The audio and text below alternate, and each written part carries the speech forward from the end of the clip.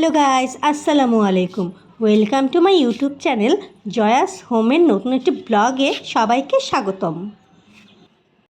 সকাল সকাল উঠে আগে আমার জোভানের স্যুপ রান্না করে ফেলেছি। আমার জোভানটা দেশে এসে খুব দুষ্ট হয়ে গেছে। এদিকে আমি সুলেমানের জন্য নুডলস রান্না করে নিচ্ছি। এখানে যে বড় বড় পাতিলগুলো দেখছেন, এগুলো দিয়ে কি হবে জানেন? প্রত্যেক বছর রোজার ঈদের সময় সকালবেলা আমরা জামাত খাওয়াই। আমাদের পুরো খানবাড়ির সবাই মিলে এই জামায়াতের অনুষ্ঠান করে থাকেন।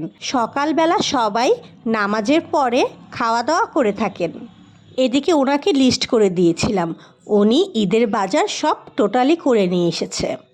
মুরগি, গরু ইত্যাদি সবই নিয়ে এসেছে। এই যে দেখছেন মেহেদি দুটো, উনি কিন্তু নিজে থেকে আমার জন্য নিয়ে এসেছে। A few minutes later.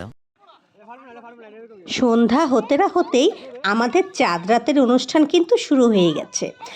এখানে বড় ছোট সবাই মিলে কিন্তু বাজি ফোটানো হচ্ছে। আমার বড় ছেলে, আমার ননাসের ছেলে, আমি, উনি আর আমার ছোট ছেলে যুবু সবাই মিলে এখানে বাজি ফোটাচ্ছি। আমরা খারবাড়ির সব বউরা মিলেও কিন্তু এখানে এসে বাজি ফোটাই।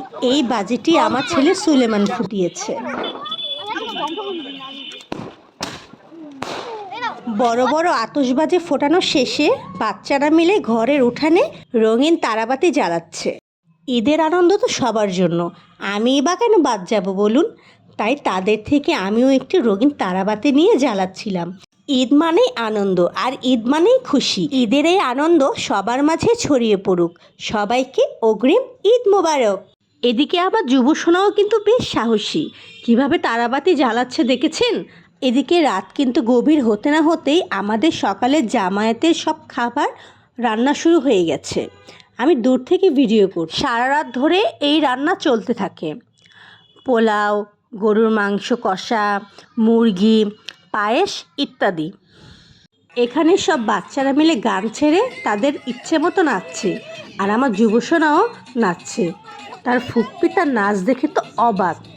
আপনারাও একটু যুবসোনার নাচ দেখে নিন। ওই যে সকালে মেহেদি এনে দিয়েছিল, আমি কিন্তু মেহেদি দিয়ে দিয়েছি।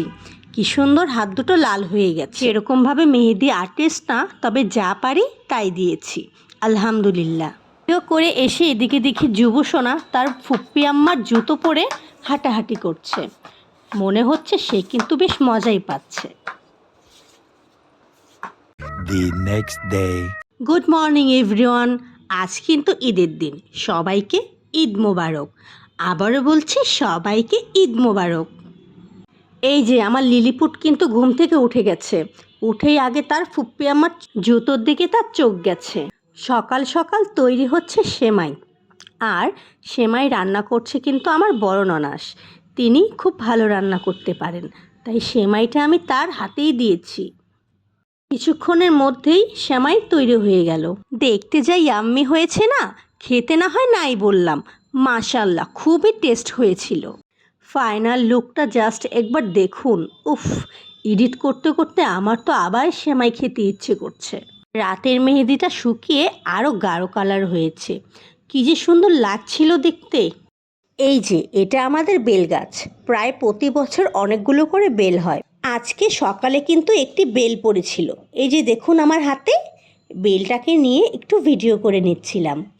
এই বেলটা দিয়ে শরবত বানাবো। ঈদের দিন আর কোনো কিছুর ভিডিও করতে পারিনি।